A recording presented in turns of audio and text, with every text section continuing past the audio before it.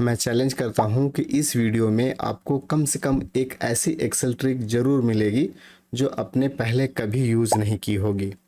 अगर आप स्टूडेंट हैं, ऑफिस एम्प्लॉय हैं या एक्सेल सीख रहे हैं तो ये वीडियो आपके लिए बहुत वैल्यूएबल होने वाली है। तो बिना टाइम वेस्ट किए चलिए शुरू करते हैं।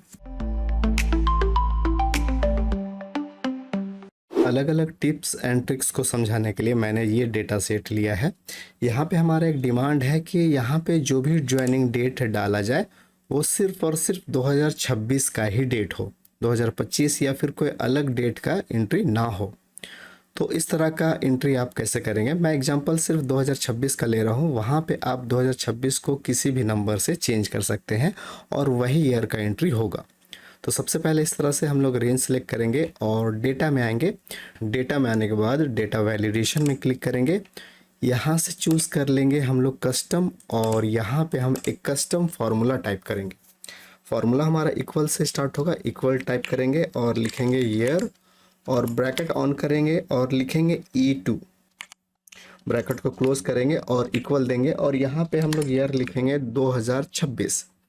ईयर इसलिए दिए क्योंकि ईयर नाम का एक फंक्शन है, ये ईयर नाम का फंक्शन E2 पे अप्लाई होना चाहिए, इसलिए E2 दिया हुआ है। इक्वल 2026 इसलिए दिया गया है कि 2026 के बराबर ही होना चाहिए। इतना करना है आपको और ओके कर देना है।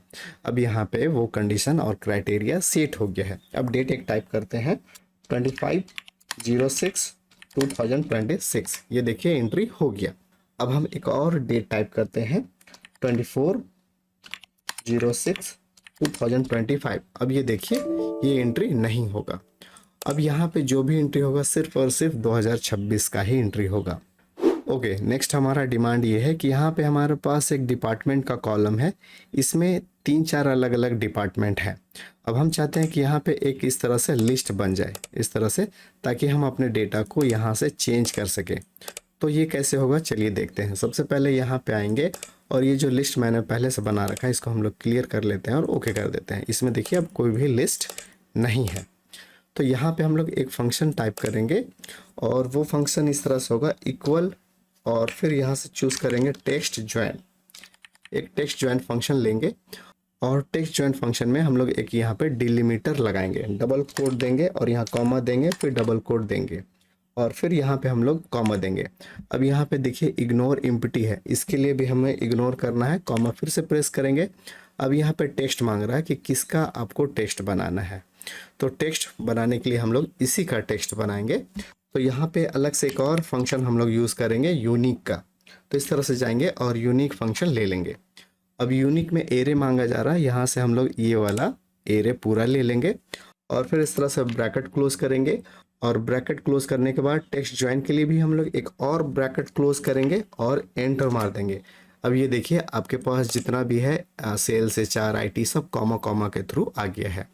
अब इसको हम लोग यहाँ से कर लेंगे Ctrl+C, कॉपी हो गया और यहीं पे एक बार पेस्ट कर देंगे वैल्यू के हिसाब से। तो पेस्ट करने के लिए यहाँ पे एक शॉर्टकट की यूज़ करेंगे Ctrl+Alt+V और यहाँ से हम लोग चूज़ कर लेंगे वैल्यू और ओके कर देंगे। अब ये देखिए यहाँ पे कोई भी फार्मूला नहीं है, सिर्फ और सिर्फ वैल्यू है। अब यहाँ पे जो टेक्स्ट है इस फार्मूला बार में जाएंगे और यहाँ से यहाँ तक इस तरह से सिलेक्ट करके कॉपी कर लेंगे।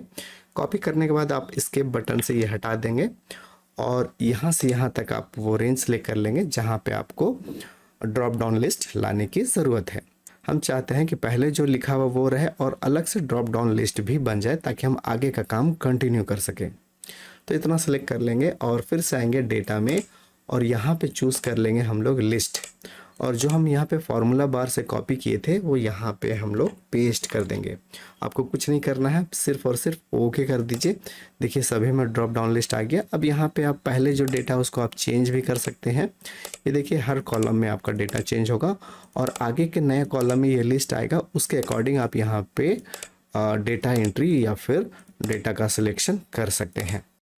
आगे का मेरा डिमांड ये है कि यहाँ पे कोई भी एम्प्लॉय आईडी जब टाइप हो, अगर वो एम्प्लॉय आईडी डुप्लीकेट हो तो तुरंत पता चल जाए। इसके लिए हम लोग जहाँ तक एंट्री करना चाहते हैं उतना रेंज सेलेक्ट कर लेंगे और फिर हम लोग आएंगे होम टैब में और फिर यहाँ से चूज़ कर लेंगे कंडीशनल फॉर्मेटिंग और यहाँ से चूज़ करेंगे हाईलाइट सेल रूल और यहाँ से चूज़ करेंगे डुप्लीकेट वैल्यू और यहाँ से हम लोग डुप्लीकेट को चूज़ करेंगे और यहाँ से रेड कलर दे देंगे और ओके कर देंगे। यहाँ पे अभी कोई भी डुप्लीकेट नहीं है। आगे का एंट्री करेंगे। आगे का एंट्री करने के लिए हम लोग टाइप करते हैं EMP016, एंटर की प्रेस करते हैं। फिर से एक एंट्री करते हैं EMP014, एंट्री करते हैं। ये देखिए आपका डुप्लीकेट है। तो इस तरह से आप डुप्लीकेट एंट्री करने से बच सकते हैं। आगे का डिमांड मेरा ये है कि यहाँ पे एम्प्लॉय आईडी के पहले हमारा एक सीरियल नंबर होना चाहिए। तो उसके लिए हम लोग कंट्रोल प्लस करके एक कॉलम ले लेंगे और यहाँ पे हम लोग लेंगे सीरियल नंबर इस तरह से। और यहाँ पे हम एक फंक्शन लगाना चाहते हैं सीक्वेंस का। इक्वल की प्रेस करेंगे और टाइप करेंगे सीक्वेंस फंक्शन। सीक्वेंस फंक्शन लेंगे, टाइप की प्रेस करेंगे, ये सीक्वेंस फंक्शन आ गया। अब इसके अंदर रॉ और कॉलम मांगता है, हमें रॉ और कॉलम देने की ज़रूरत नहीं है। यहाँ पे फिर से एक फंक्शन हम लोग लगा देंगे काउंट ए फंक्शन। तो इस तरह से हम काउंट ए फंक्शन ले रहे हैं और ये पूरा रेंज सेलेक्ट कर लेंगे, यहाँ से यहाँ तक जितना भी हो ये पूरा हम लोग सेलेक्ट कर लिए। इसके बाद ब्रैकेट को क्लोज करना है और एक और बार ब्रैकेट को क्लोज करना है। 2 ब्रैकेट क्लोज होगा, देखिए 1 और 2, और फिर एंटर की प्रेस कर देना। देखिए आपका सीरियल नंबर आ गया। अब यहाँ पे हम आगे का एंट्री करेंगे। जैसे हम टाइप करते हैं EMP और 0157, इंटर मारते हैं तो देखिए आगे का कंटिन्यू हो रहा है। किसी भी तरह का अगर हम लोग रिकॉर्ड डिलीट करते हैं यहाँ से, और जैसे डिलीट करेंगे आपका सीरियल नंबर भी आपका डिलीट हो जाएगा, कम हो जाएगा। आगे का मेरा जो डिमांड है, हम चाहते हैं कि यहाँ पे ये जो डेटा एंट्री हो रहा है इसके लिए हम एक फॉर्म जनरेट कर ले और फॉर्म के थ्रू डेटा एंट्री कर ले। तो ये करने के लिए हमें कुछ ज़्यादा नहीं करना है। यहाँ पे आपको क्विक एक्सेस टूल बार के पास क्लिक करना है और यहाँ से चूज़ करना है मोर कमांड। इसमें जाएंगे और जाने के बाद यहाँ से आपको चूज़ करना है ऑल कमांड्स।